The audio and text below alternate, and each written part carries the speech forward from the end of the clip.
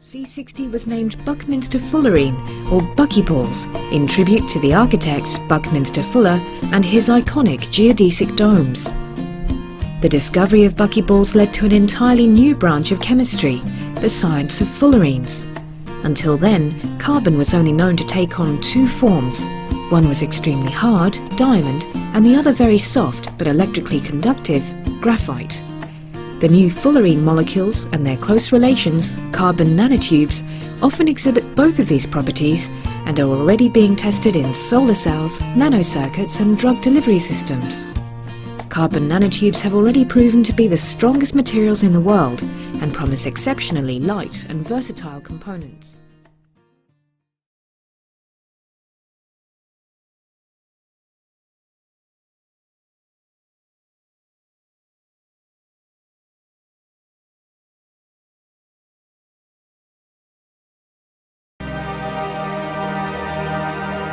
Today's world, battered by natural calamities like tsunamis, earthquakes, cyclones, and floods. Troubled by killer diseases like cancer, malaria, and tuberculosis.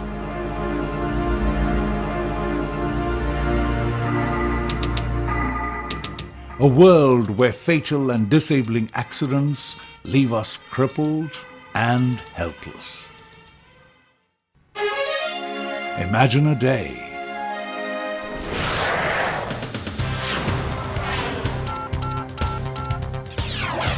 when we can predict natural disasters, make available affordable medicines, and design vehicles with safe material that can minimize damage and even protect us.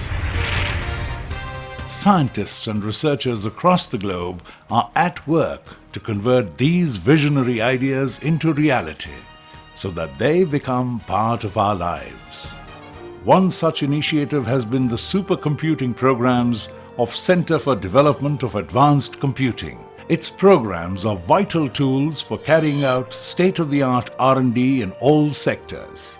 Science, engineering, economics, or any other field requires for high-end R&D, simulation and modeling of complex problems and situations, and analysis of voluminous data generated. A new and powerful tool for collaborative ventures with national and international scientific community.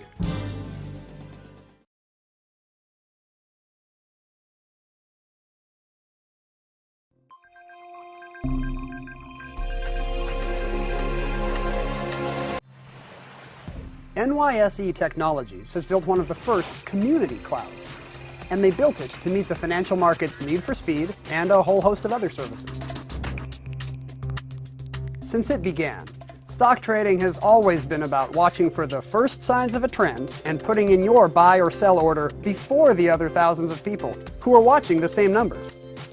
All that shouting and hand signals and everything else was a way of communicating. Whoever shouted the loudest literally had a better chance of being heard. So the new version is who gets the fastest quote in, and they'll be heard. That environment generates 6 to 7 million updates a second, billions of transactions every day. Past, to get that kind of horsepower, trading companies built expensive private networks and massive data centers. Sometimes just to get a 2-millisecond jump on a buyer. That's the speed users want, and NYSE Technologies delivers. When you've got all the data from the market, plus shared content and crowdsourcing, you're talking about big data. Big data to us means how do we make all of this information, this is existing structured information, how do we get it into an environment where all of our customers can access it, can query it, can run analytics on it, and then can start to merge it with more generic big data that you know from the Twitter feeds and the Google sites and different other locations in the internet, blogs and so on, and start to process and merge complex unstructured data with this highly structured huge volumes of data. Community cloud model does for financial services, it can do for other heavily regulated industries. Industries with the same need for airtight security, speed, or special services tailored to their industry. So it's not surprising that the trend is already underway. There's a HIPAA-compliant community cloud for the healthcare industry. In the UK, the government has created G-Cloud, a community cloud for public sector organizations. And there's CETA's dedicated cloud for the airline industry. By combining the best of public and private clouds, the fourth wave of cloud computing just might become the cloud platform of the future. To manage the demands of virtual simulation, the Jaguar Land Rover IT team designed and built a high-performance computing ecosystem of HPC clusters, scale-out NAS, file server engineering workstations, and networking to form a capable factory environment. We're generating tens of terabytes of data. We're running a parallel file system of hundreds and hundreds of terabytes of data that is not only in place today, but gives us the scale-out capability of the future, both from an I/O perspective, but also from a pure storage perspective. And it's been the managing and using that data that's helped make the Range Rover Evoque a reality. The key to data is unlocking it. It's about putting tools into the hands of both power users and the general business, and around opening this up so that we can have an actual platform that enables us to make use of all this unlocked potential. The vehicle is a tribute to the designers and the engineers that actually made it happen. The car, most importantly, is selling very well, and it's helping to transform our business. In a way, it's just changed attitudinally the way we approach product development. Genomics is the field of science that studies genes and DNA, the hereditary material contained in humans and plants. In the past few decades, genomics research has led to groundbreaking discoveries in the study of diseases like cancer and diabetes, and has also been central to our understanding of infectious diseases such as malaria, HIV, and tuberculosis. Tanzania for a long time has a vision to improve the livelihood of its people, particularly in health and in agriculture.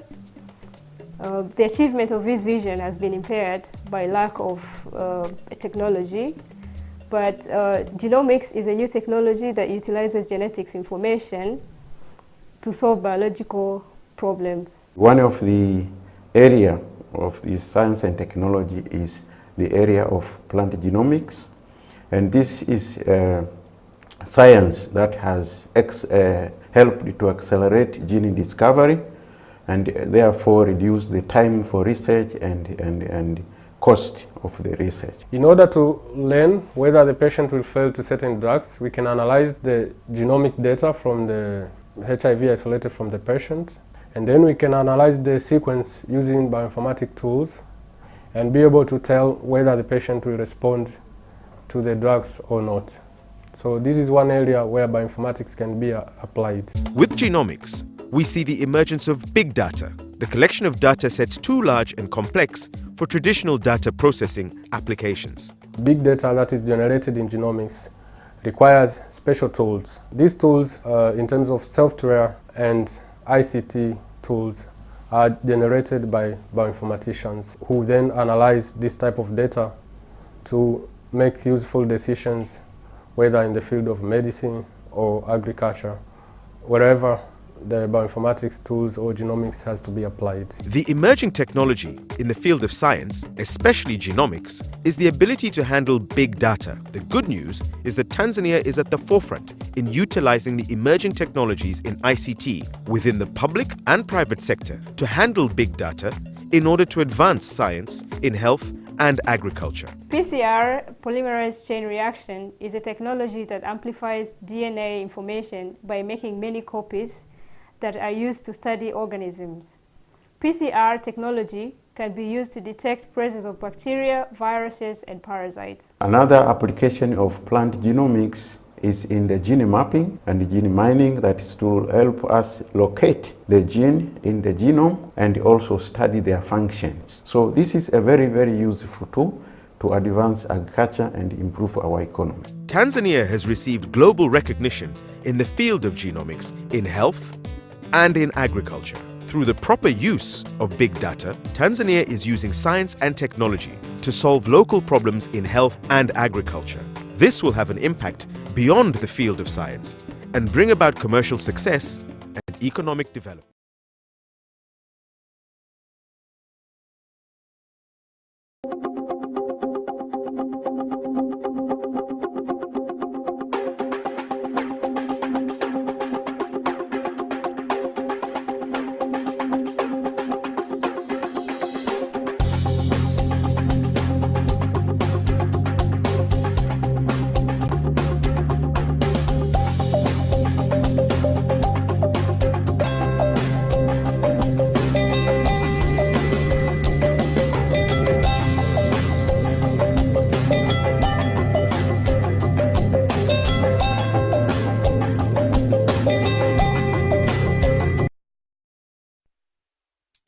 Manchester, birthplace of the Industrial Revolution, home to the father of atomic theory, John Dalton, and the father of modern computing, Alan Turing. From Karl Marx to the contraceptive pill, from the co-op movement to the first hard drive, this city has been a constant source of new ideas. And now, well, Manchester is the centre of a new revolution, another globally significant, game-changing black swan event, and it's called graphene.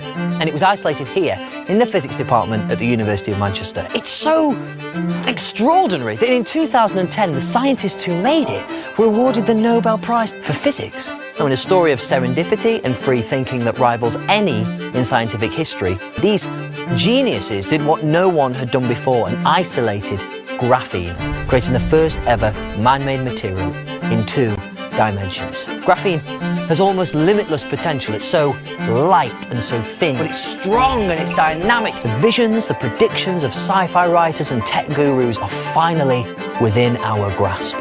It is a carbon sheet, 1 atom thick, but 200 times stronger than steel.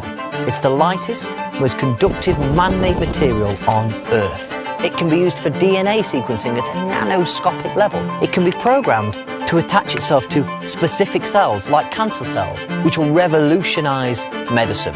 It's almost completely impermeable and could be fundamental to the storage and transport of fuels of the future. It stretches, it twists, it rolls to create bendable devices, not just touchscreens, but flexible, transparent components. Graphene devices will be able to carry electricity more efficiently. A graphene string that is thinner than human hair could support the weight of a grand piano. It could bring us the revolutionary possibility of electric planes. In just a few years, we could all be wearing graphene-laced smart clothing. We could be writing, tattooing, painting electrically conductive reactive inks. The list is endless. In the future, graphene's magnetic properties could bring particle accelerators into our laboratories instead of out on mountain ranges. It could be like having CERN on a desktop. And it is all because of graphene. And it was discovered here at the University of Manchester lab in a city that has always encouraged new ideas. The material of the future in a revolutionary city. It's a free exchange of ideas in a city of innovation. I mean, wow. See, for this city, it's not so much a question of where do we start. It's more about where do we go next?